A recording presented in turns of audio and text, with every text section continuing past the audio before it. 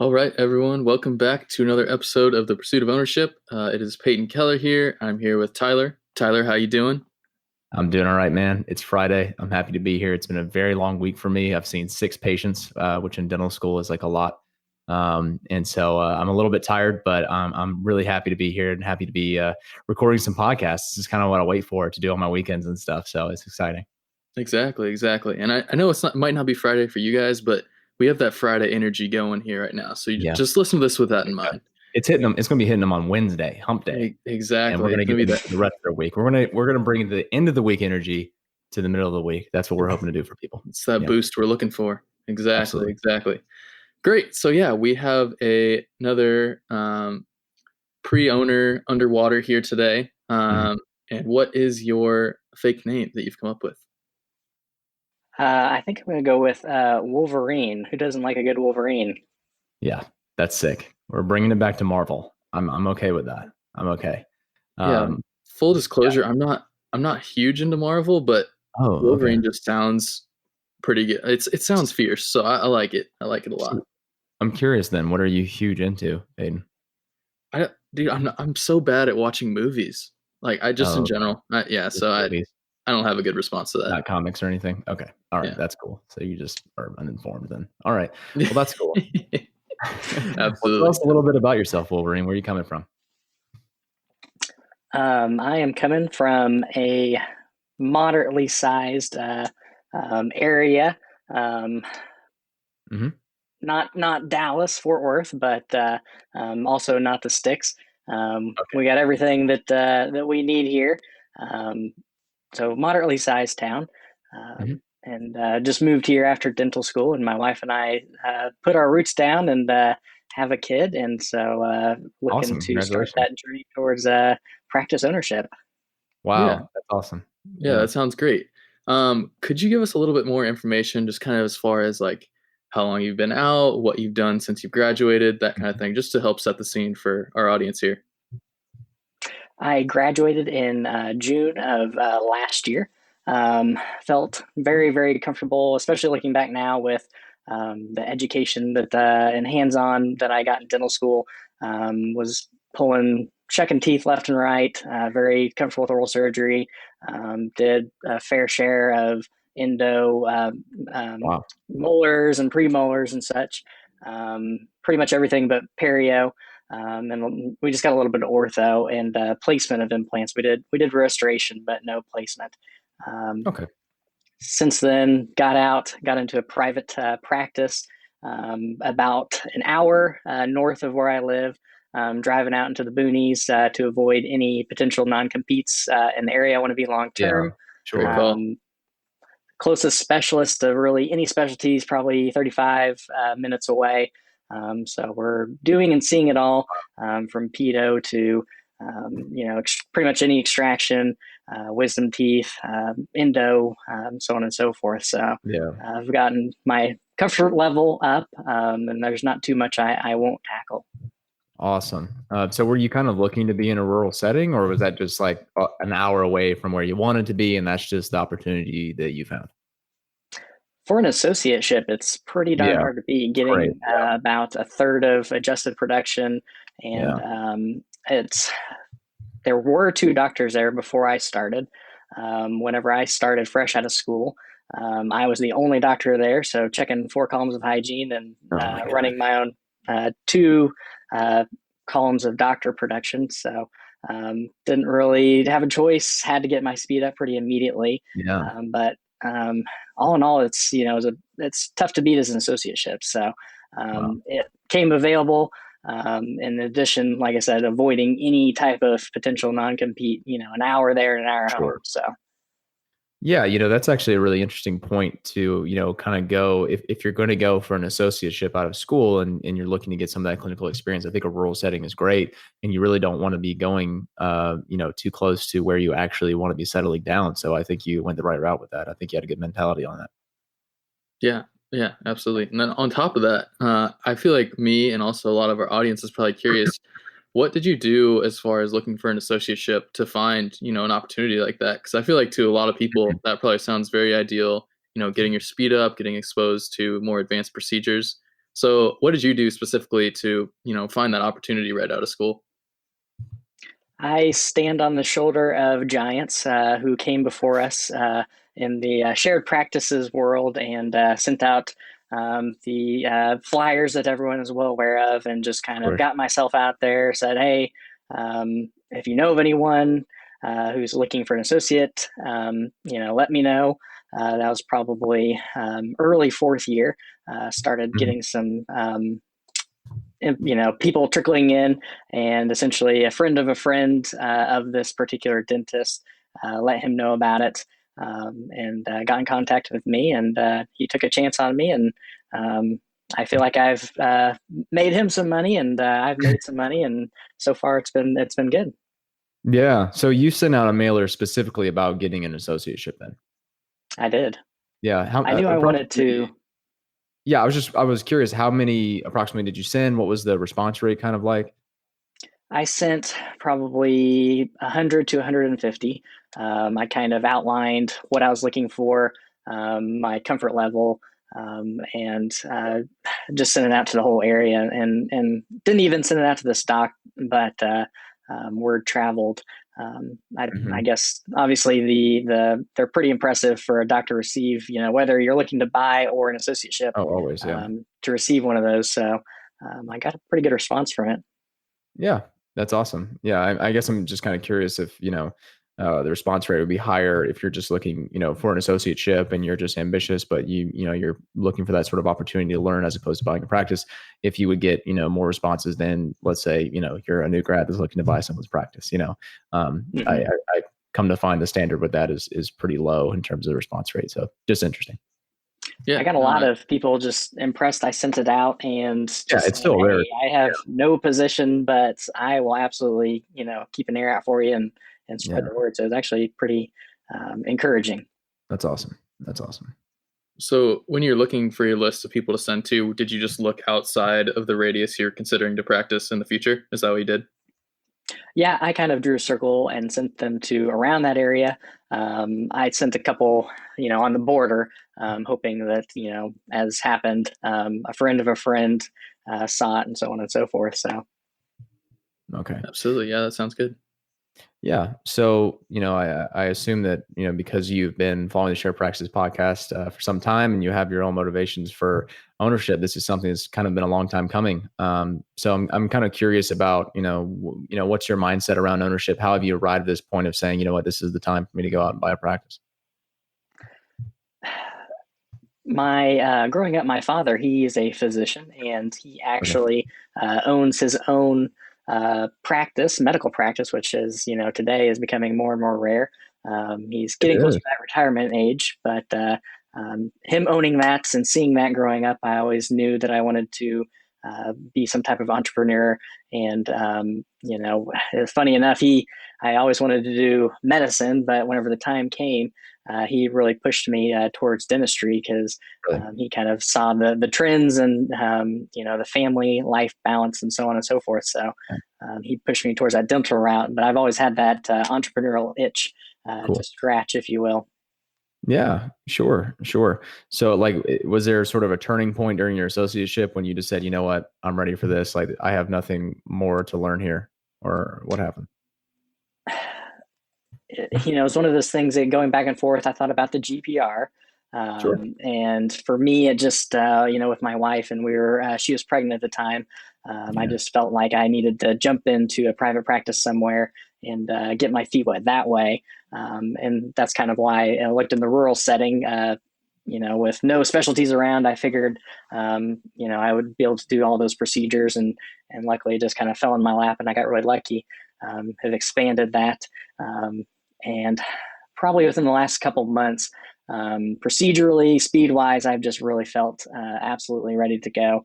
I thought I was ready, fresh out, especially fourth year, but getting out, I'm very glad that this kind of fell in my lap. Expanding my procedure mix, feeling just super comfortable with all of them, and getting that speed way up.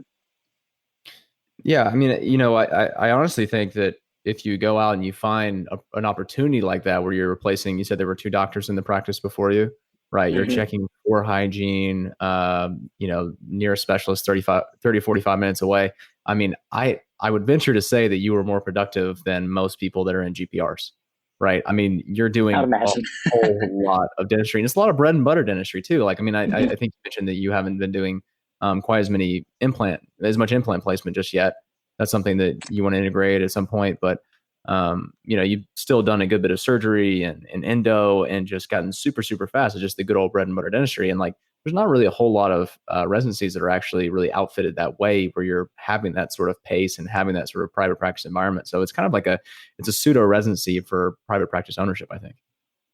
And the owner doc would stop by every so often, a couple of days a week, and just check on me. And I'd text him any questions or anything like that. And he actually had gotten a second doc in there this June, I guess, with this new graduating class. So it's been nice having somebody else there now. All those days, 3-ish days a week where I was alone, I was on skates just running up and down, and it was crazy. I can't really imagine a schedule being much more hectic than that. I feel like that's about as crazy as it gets. Yeah. How does checking for hygiene columns work exactly? Like, is that, I mean, you said you're on skates. Right. It's, you hear everybody talk about on the podcast, hygiene just being the bane of your existence. You get the rubber dam on and you get that dropping that access and getting ready to go and find those canals, and you find one and then boom, hygiene check. And there's a couple of days where it's just like, okay, the girls have radios, and it's like, okay, Dr. Mitchell is going to check any hygiene right now, any hygiene in the next hour needs to get done now, or it's not going to get done. So I just kind of let them know, and then that's that. Otherwise, the patient's getting checked at the next appointment. Sorry, I'm not getting up. Yeah, no, I can imagine you be stretched, and I can definitely see that benefiting you in the very near future for sure. Absolutely. What so did you go into this associateship with like ownership kind of being the end goal? Did you try to learn from this associateship just clinical stuff so you could then go and confidently reproduce that in your own practice? Absolutely. That was every step from third year, whenever I started listening to podcasts till now, has just been a stepping stone to that goal of ownership. And this was a big one. I know Dr. Costas always talks about in his associateship, he really got a lot of, he just sat up at the front because he wasn't busy and learned all the business. I haven't, had 2 seconds to sit down and learn the business yet, but the clinical, there's not much that I don't feel comfortable doing. Yeah, I mean, I think you've got a lot of the really hard stuff figured out already for yourself, and you seem to be, pretty jet set on ownership, and that's not a new thing for you, really. So I suspect that you're at a really good spot here to be getting into ownership. So one thing I'm kind of curious about is, what is your vision for your practice? I mean, you've had some time to think about this, and I kind of want to know, like, what is, Wolverine's ideal dental practice? What is that like? Whenever I was in dental school, I always loved the sexy idea of multiple locations. And having since graduated and getting out of the real world, I want no part of that. Obviously, the doc I work for he's got 3 different locations, and just kind of seeing that life isn't for me. So I know I want to be a singular location. Having had another doc in-house recently, I feel very strongly I'd like to have another doc on premise, whether that's a partner, 50-50 partner, or an associate. It's just dentistry is lonely enough as it is, as I found out the past months, and just having somebody else there who understands, that's invaluable to me. There's a number, that you can be very successful with. And, if that happens to be a partner you split it 50-50 with, money isn't everything in the world. Yeah, for sure. I mean, are you saying though that the 4 hygienists you're checking every day aren't keeping you enough company? It's a different type of company. Yeah, sure. You got to learn the female lingo. Yeah, no, I understand.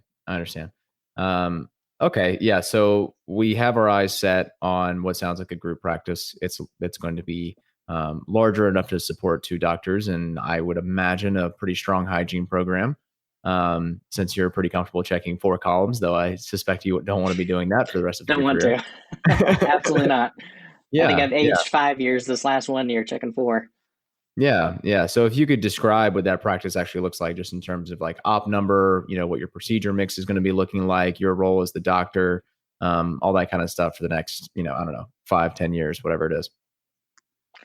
I know eventually I would like to be a semi-specialist in a way, and whether that's bringing on a partner who enjoys, cosmetics and whatever, and so they take that, and I in-house refer to them, and they in-house refer to me, endo and whatever else. If that looks like that, or an associate coming on and doing the bread and butter, and then I do pretty much all the specialty. I definitely just foresee myself pushing into some type of semi-specialist, and doing a lot of procedures that are rewarding. An MO on 3 is fun and all, but that's not what I get up in the morning for. So procedure mix that. For hygiene, I would imagine 8 to 9 ops minimum, with 4 hygiene columns, 2 for each doctor, and an overflow. Nine with 2 docs seems pretty optimal to me. Yeah, no, the rest of it. Yeah, no, I love that. I mean, I think that sounds great. You got a lot of clarity about what you're looking for and what you see your role being in that. Do you have kind of like a timeline in mind for, how long you plan to be practicing? Is this just sort of a vehicle that you're going to ride into the sunset, or what's the idea there? I just imagine working until I get tired of it. If that happens to be at 55 and I've got enough to retire, that so be it. But as of this point, I really enjoy dentistry, enjoy patients, enjoy changing lives with smiles. You get out and get that patient with meth mouth out in rural America where I'm at, take out all their teeth, put some dentures in there, and we've gotten some tears on, and those are really good days, and there's some good tears. Gosh. And so it's pretty rewarding. So as of right now, I foresee myself just keeping a wet finger for a long, long time. Awesome. Yeah, I love that. And did you say you were kind of seeing yourself in a rural setting as well? It doesn't have to be rural. I just did rural to get away from the area I wanted to practice in. Okay. So I assume that now you've been looking in what is your family's ideal location. Correct. Within like a 25-ish minute drive, give or take. Okay. It's better than the hour that you're already doing. Hour there, hour back. Hopefully I'll cut the car time in half per day. My gosh. Yeah. I mean, that's going to cut into your podcast listening time, though. I got to warn you. Yeah. Well, you listen to them 2 times plus speed, then, it doesn't, I can make a dent in some podcasts. Yeah. There you go. Yeah. Well, then as long as that's being satisfied, then good. I think I actually made a real mistake when I first got to dental school. I lived about 20 minutes away. And for some reason, I thought that was like feasible. But anyway, I would always listen to my podcast, like going to and from school. And, I was just thumbing through them. No problem. I was always up to date on Shared. And like there were some other podcasts I was listening to. And now I've moved. I got a condo that's about 5 minutes from the school. And I'm like, man, I really messed up being so close, because I don't know. Like as soon as I'm like ready, up to, where I left off on a podcast, like I'm already at school. So that's a problem. I'm gonna have to move back, I think. I was married, and so my wife and I lived probably 30 minutes from school. And I don't know, I feel like I had an advantage in a lot of ways. I could go and unplug from school, and I don't know, I could see if you live that close, it's kind of hard to turn your brain off.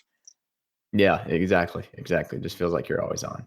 But anyway, so let's kind of dive into it a little bit. So what do you got for us today? 2 different practices, completely different ends of the spectrum.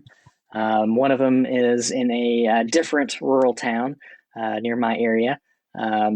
It's got 4 current ops. He's got an office in there that I believe is plumbed, so we could take out all the furniture and put some equipment in there and get a 5th op. He's slowing down. He's older.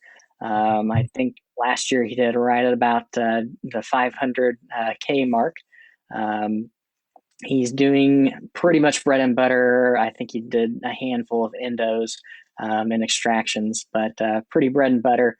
In a lot of ways, it would be like the practice I'm in now. same clientele.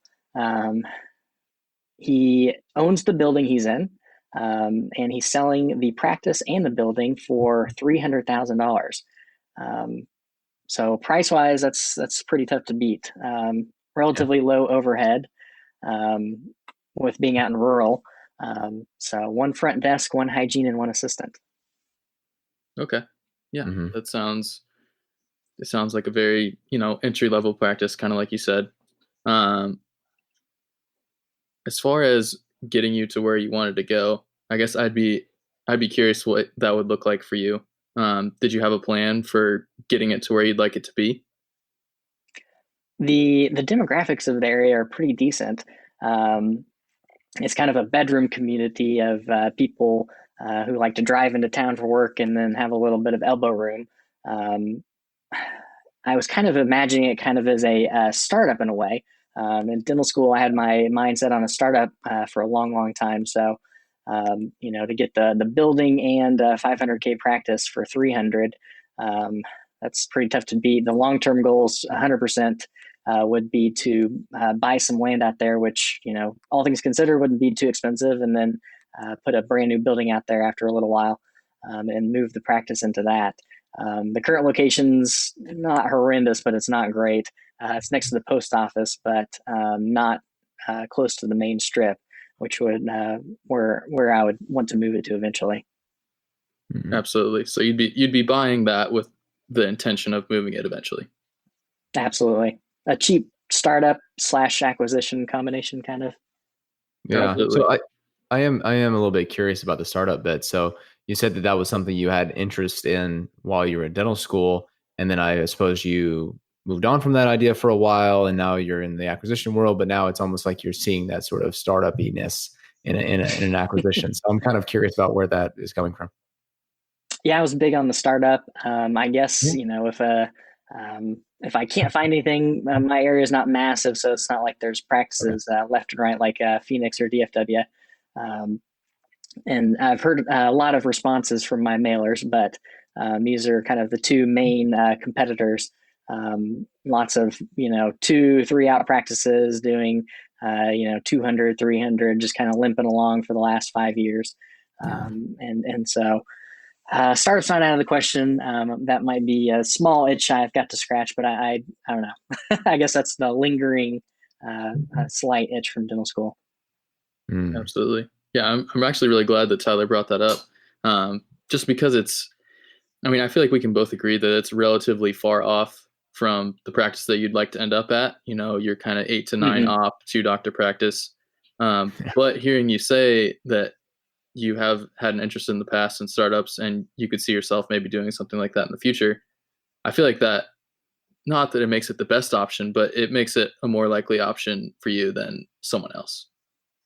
It'd be a DIY for sure. Yeah. Does any part of you feel attracted to just going ahead and doing a startup now instead of necessarily buying like a cheaper practice and then, trying to grow that a little bit and then building something and then moving it there? Like, are there still some thoughts in your mind about doing a startup? I wouldn't be opposed if I found the, really great location and everything. In town, it's real estate's going like hotcakes, and it's pretty expensive. I wouldn't be opposed, but the idea of already having a snowball, at least a quarter of the way down the hill, sounds pretty enticing rather than just starting from zero. Okay. Yeah. I feel like there's definitely pros and cons. If you were to do a startup, you could build it how you wanted, but I totally understand the getting something that's already there, already having some patients, and you're entering it at a cheaper price. So I totally get where you come from. So as you can see, we're kind of holding off on saying if this is the best option or not, because you have another one for us too, right? Correct.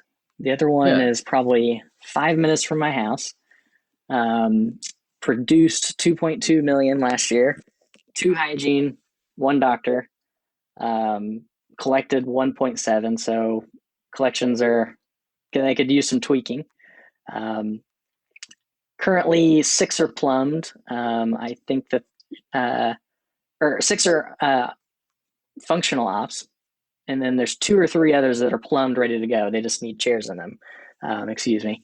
And all in all, it seems pretty move-in ready for me, bringing another doc, after I get it settled. But kind of an interesting twist is that it's got a shared parking lot with 4 standalone buildings. One of those standalone buildings is an orthodontist office. One of them is a psychologist. This is one of the offices, and the other one right next door is another general dentist office. So pretty impressive that they're doing, 2.2 in production with somebody right next door.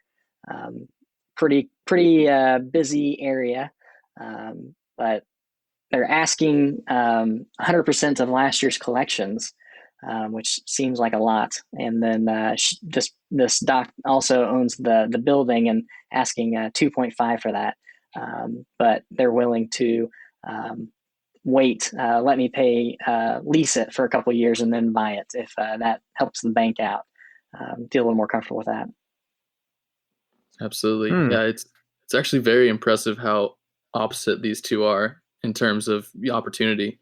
On one end, you have one doctor barely getting by, and then on the other end, you have one doctor who's pretty much maxing out their practice, I would say. Yeah, it's like definitely a fixer-upper and one you just lots of room for growth, and it's kind of a head start on a startup in a way. And the other, it's like, okay, just go in there and maintain, because it's very difficult to at that level of production. It'd be kind of tough to build on that. Well, one thing that's kind of ironic about it is that these two practices seem to be diametrically opposed, right? Like you've got one that's just like you said, like it's kind of piddling along, it's maybe doing $500,000 a year, pretty average practice, really. And then the other one is what we term a super solo practice. I mean, you got one doc with 2 hygienists doing 2.2. The towel has been wrong. That is a bone dry towel. That's one of those towels that like literally is like a solid object, and it's inflexible. Like I mean, that's a lot of dentistry being done. With what is likely a pretty small recall pool. So do you know much about like the procedure mix that's going on in there? I would imagine there's already a good bit of specialty, maybe high-end cosmetic stuff going on, things of that nature. A couple 100,000 in veneers, a decent amount of Invisalign. I think also in the couple 100,000 range. Lots of crowns. The ratio of crowns to 3 surface fillings is right in the shared practices ratio that we like to get it to eventually. So I think she's probably doing about all the crowns that should be done and not just patching. Yeah. Well, the thing is, they do seem so very different. But I think that ultimately we have to see how they relate to what your ultimate goal is. And which one of them is really all that much closer to your idea of having 4 hygienists and 2 docs in there and 9 ops, right? I mean, on one hand, on the smaller practice, you said there's one doc there and there's 1 hygienist, and then this other one there's 2 hygienists and also 1 doc, right? Yet, I mean, this is a practice that is costing 4 times as much. And there's a whole lot of dentistry already being done with the patient population that's already there. And I don't really see, as disproportionate as they may be, it doesn't really seem like the higher priced, higher end practice is really all that much closer to what you actually want than the former that's actually a lot cheaper. Does that make sense? That's fair. Right. So it's like you have on one end something that's not really, the towel is not being wrung, and there's not really that big of a recall pool either, because I mean you only got 1 hygienist currently. But I mean there is like some bones there for growth. Like you're going to get the building and you're going to be able to grow it ideally. We haven't even gotten to marketing that much, but you did say the demographics were pretty nice, and I have an idea they're not pushing too hard on marketing. But then on the other hand, this other practice, like I'm not really seeing a bustling practice that's necessarily primed for growth. I see one that's been pretty bled dry as far as like 1 doctor is concerned. And so it's like in one, so it's like in one situation, you're going in there and you're getting a practice in a building for dirt cheap. And, granted, we do like buying larger practices, if that means that there's a larger recall pool already there from which we can actually grow the practice and expand and add more hygiene and have more dentistry to diagnose, right? But at the same time, I feel like really you have to. It's not just about the price. It's not just about what's being produced there. It's about what's actually left there for you to be able to grow. Exactly. And so I kind of see, not as big of a gap between the two in terms of how close they are to what your ideal practice is. They're both, in my opinion, kind of a long shot. And in one case, you're going to have a really, really fat loan to be servicing. And in the other one, it's pretty dirt cheap. Is that maybe your assessment too, or does that surprise you in a way? No, that sounds about right. Yeah. One of them, the guy's just kind of piddling 3, maybe 4 days a week, riding off in the sunset, and take a lot to, in-town marketing. And the other one, you cannot take a day off, and got to keep cranking based on the loan size and so on. Yeah. Huge. I mean, yeah. And then the building on top of that's 2.5. Yeah. This is a tough one. Payton, what are your thoughts on this? I mean, I agree with everything that you guys are saying. I think this would be a very different conversation if the bigger practice was doing $1 million, selling for 800, and it didn't feel like everything was being pushed as far as it could go. I just think the fact that, I mean, the practice, it's maxed out with where it's at. I mean, if you were able to get more patients in there, like fill out those extra ops, then it would be good, but we're not sure that's the case. So, oh gosh, there's definitely not a straight and kind of like clear right answer. Yeah, I think there's a middle road there somewhere that's sort of a more efficient way to get to where we want. But for me personally, I feel that going into this larger practice would be a little more of a mistake, just because you're kind of already starting from behind because you're trying to replace what that doctor is already doing off the bat, and then you're taking on this big old loan, and then so you're just trying to like catch up and also grow the practice at the same time. That seems like it'd be pretty tough. And so we kind of have some thoughts on these two practices, but I'm also curious. I mean, have you looked elsewhere? Like, where are you in the practice search, process? Is there more looking that can be done? Are there more stones that can be unturned? I've talked to, all the reps in town. Okay. I've talked to doctors in the, associations of the local area, sent out the 3 rounds of the mailers, so on and so forth. I got responses, but Okay. in the area, it's just kind of slimmer pickings just based on I understand that. the size of the area. So, yeah. Payton, what are you thinking? Yeah, it's I don't know what to tell you. I think you're gonna have to do some soul searching. I almost am actually leaning towards the smaller one. Sounds like there's some good opportunity around where it is. Sounds like you'd be able to build the building that you want and end up with the vision that you are, dreaming of long term. Yeah, no, I mean, I think that if we're talking about one or the other, I feel a lot more warm towards the smaller practice. I mean, if we think about, sort of the Wolverine, I'm not sure if you're familiar with the different practice avatars that we talk about, right? So you have, smaller, typical solo practices, and then you go to like productive solo practices. They're doing like 1.2 million. And then you have like the super solo practices. This is literally the archetype of the super solo practice. They're doing like 2.2, right? And then you're trying to sort of transition things into, group and then profitable group practices.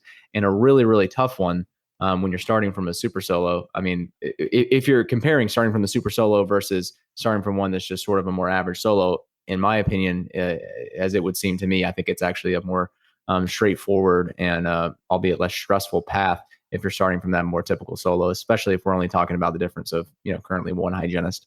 And with you being able to buy the building and building out from that and being able to expand from what's already there, I feel a lot more warm to that opportunity. I feel like it's not just safer, but it might actually be smarter as well. For you, I think that, I really do love the idea of you building a practice, moving that practice eventually, and then having the practice of your dreams that you want. And, I understand you're trying to start with a snowball. I don't think this is a very big snowball, but, you're not like, you're not in the packing stages of the snowball making. Right, exactly. So yeah, I'm a little bit more warm to that. I mean, if that's what you'd be able to find, and you're being non-negotiable about your location, which I 100% respect and recommend, then yeah, I'm kind of feeling the smaller practice too myself. Yeah. How does all that sit with you?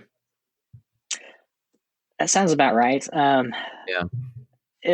That's the practice I was leaning a little more towards, but I know that on the podcast we always say don't hamstring yourself with too small a practice, and so I don't know. That was always in the back of my mind, but it's kind of more of a country bumpkins, which sometimes I almost prefer treating because they come in, point to say it hurts, and you take it out, and they're like, "Thanks, doc. I really appreciate it."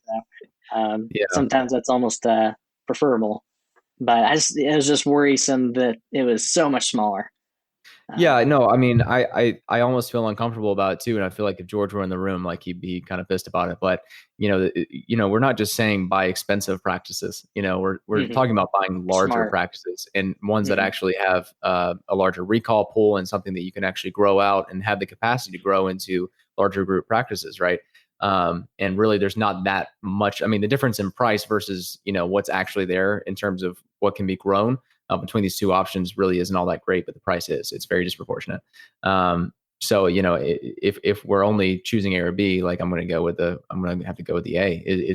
That would be my answer. But yeah, so all right. So if that's going to be our plan, then how do we proceed forward? Do you have an idea of what you'd be doing once you go into practice, and what that kind of looks like? If you've been talking to the doctor and you kind of have a feeler there, what the transition is going to look like? Yeah, it was completely off market. He got one of my mailers, and he'd be fine. He walk out on a Friday and me walk in on a Monday. Sounds like that's what you want. Yeah, that's how I prefer it too, and just walk in and start cranking. I guess hit the ground, running with marketing, letting people know that we're still there. A lot of his patients seem to be people who've just been with him for a long time in that small town. Let people know, hey, there's a doc in town. You don't have to drive 25, 30 minutes in the town to see a dentist. We do it all here too, and just kind of push the marketing hard. Yeah. I feel like the do it all kind of mentality in those rural locations really, really will help put you above the competition. I feel like lots of times when you're in a big saturated metro area, it's like there's 3 oral surgeons down the road, or you can get an endodontist 5 minutes away. Whereas when you're a little more rural, if you can do everything, that's definitely a good competitive advantage for you. Yeah. And I also think this practice really needs another hygienist. Badly. Day one. Yeah. I think I would want to have that just ready made. Like you two just walk through the door together at the same time. Right. We're here. We're ready to go. Let's get cranking. Let's do some new patient exams. Yeah. Wolverine, I think you got a great head on your shoulders, and you certainly got a lot of experience and confidence under your belt, which I have to acknowledge you for. I mean, you're coming out. I mean, you only graduated last year, right?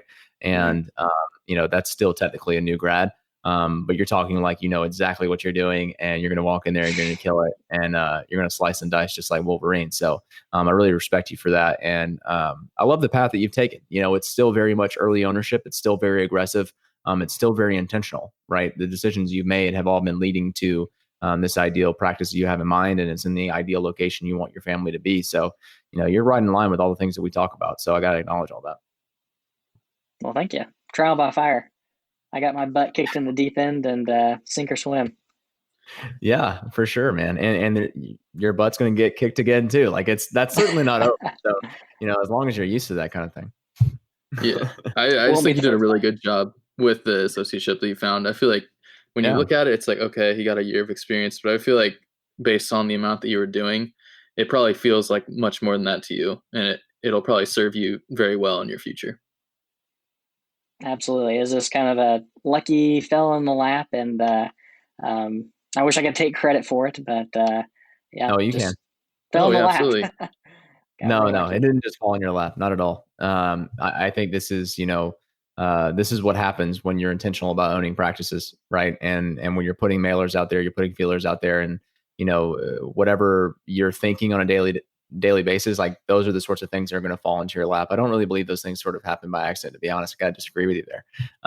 So if you're not going to give yourself credit, I certainly will. And I got to congratulate you for finding this. And further, I really just want to see where this goes, and I want you to keep us up to date. I want to know what the transition looks like. If there's anything we can do to help you, if there's any, services we can offer as far as due diligence is concerned, help with the transition, getting things off the ground, growing this practice that is just totally ready to get it going. We're certainly there for you. Awesome. Thanks, y'all. Yeah, man. All right.